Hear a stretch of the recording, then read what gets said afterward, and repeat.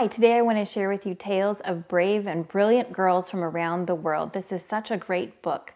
There's two things I really love about this book. One is that all of the heroes are female and they're strong and brilliant and brave. The other thing I love is that these are stories from around the world. They invite us into other cultures and other histories and help us expand our knowledge of other things from around the world. The first story in this book is Mulan. It's a Chinese story based on a real-life woman who lived approximately 1,500 years ago. In the story, an army is formed, and they attack the Chinese Empire. The emperor drafts the eldest son from each family. Mulan is an only child, and her feeble father is drafted. Mulan can't bear to see him go off to war and die, so at night she steals his armor and leaves a note to her family that says she's joined the army. Mulan is brave and smart, and she rises in the ranks of the Empire's army. After many years of war, she actually wins the war for the emperor and returns home with her two closest friends, who are shocked to learn that the bravest and smartest person they know is actually a woman.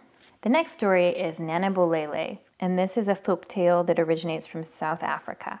In this story, there's 3 children of a chief of an African village, and they are left orphaned. The eldest child, Takane, takes care of her 2 younger siblings. Then a dragon destroys a neighboring village, and Takane tries to get the villagers to join her to track down and defeat the dragons. No one joins her, and she sets off on her own. Takane knows the dragons. The Nanabolele live under the water, so she travels to rivers and streams. Eventually, an old woman leads her to an underwater village which has been ravaged by the Nanabolele dragons. When she arrives, the dragons are gone, but then they return, and they lay down to take a rest. While they sleep, Takane attacks the largest dragon with a knife, and she's able to kill him, but she runs out of time and isn't able to slay the rest of the dragons.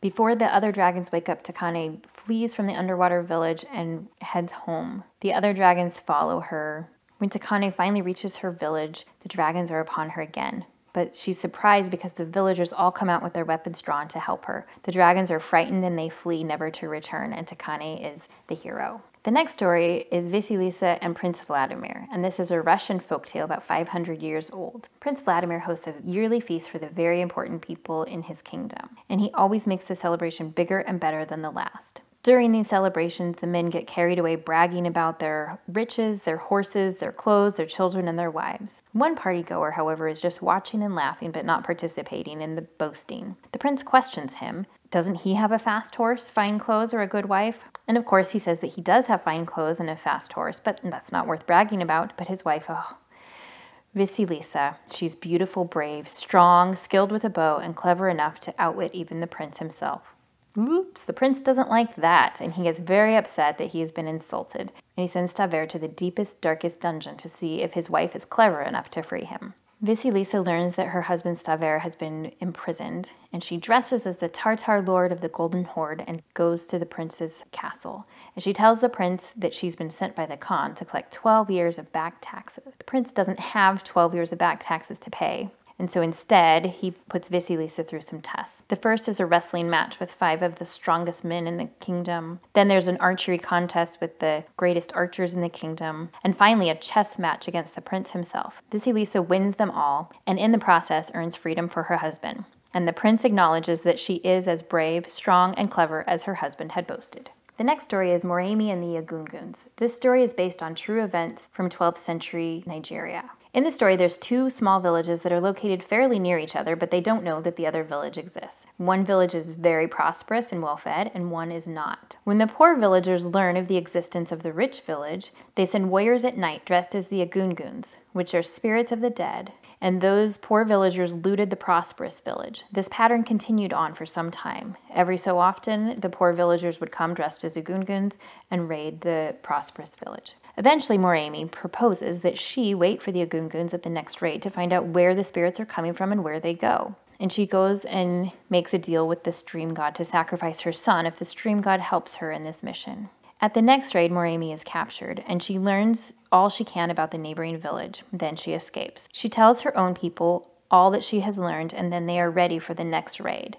And they send the looters running scared. True to her word, Murami walks down to the stream the next day with her son to sacrifice him to the river god. But the sky god was so impressed with Murami that he took her son to the heavens rather than letting him be sacrificed. The next story is The Legend of Tokoyo. This is a Japanese story that's about 700 years old. Tokoyo is the daughter of a great samurai warrior, and she's raised with the samurai traditions and also learns to dive for pearls and shellfish. The emperor falls suddenly ill and summons Tokoyo's father, but then the emperor inexplicably banishes Tokoyo's father to the Islands of the Banished.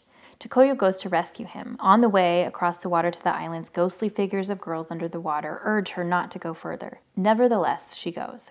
But she cannot find her father on the islands. She eventually sees a young woman about to be pushed from a cliff into the sea by a priest, and she learns that a sea monster holds the islands under a powerful curse and requires an annual sacrifice. Tokoyo is a strong swimmer, and she volunteers to be sacrificed and jumps from the cliff. She finds and slays the sea monster. The emperor is suddenly freed from his illness and is so grateful that he frees Tokoyo's father from the Islands of the Banished and gives her much wealth. The next story is The Dragon Slayer, and this story originates from Mexico. Adelita is the youngest of 3 girls. She's kind, generous, and adored by all except her 2 older sisters. They frame Adelita for stealing money from their father, and he banishes her from their home and says he never wants to see her again. But he does give her some tortillas to take with her on her journey. After wandering for miles, she rests under a shady tree to eat the tortillas. An old woman appears, and Adelita shares the tortillas with the woman. The woman gives her a magic wand that will give her the answer to any question she asks. Adelita heads toward a powerful and prosperous kingdom to find work. She gets a job in the palace kitchen and soon is delivering her delicious meals personally to the king and prince. Adelita and the prince fall in love, but Adelita learns that the king must deliver the prince to a fearsome 7-headed flesh-eating dragon or the kingdom will be destroyed. The king offers a reward to anyone who slays the dragon. With the help of the magic wand, Adelita kills the dragon and removes its 7 tongues and returns to the castle to claim her reward. As her reward, she asks to marry the prince, and that request is granted. The next story is The Sleepwatchers, and this is a creepy Irish story. In this story, a very poor family has 3 girls. When the eldest girl turns 18, she leaves home to seek her fortune. She's not a very nice person, and she demands that her mother give her something as she leaves. But she's ungrateful for the meager food that's offered, and she refuses a blessing from her mother. After much travel, she sits to rest and eat her food. A beggar woman appears and asks her to share her food, and she very rudely refuses. The eldest daughter happens upon a farmhouse and seeks shelter for the night. She's welcomed and offered silver and gold to stay up all night and watch the farmer's son who is lying asleep under the kitchen table. In the middle of the night, the young man is suddenly standing next to the eldest daughter. He doesn't blink, and he declares, "All alone. All alone." Then he turns her into a stone in the kitchen floor. The same thing happens to daughter number 2.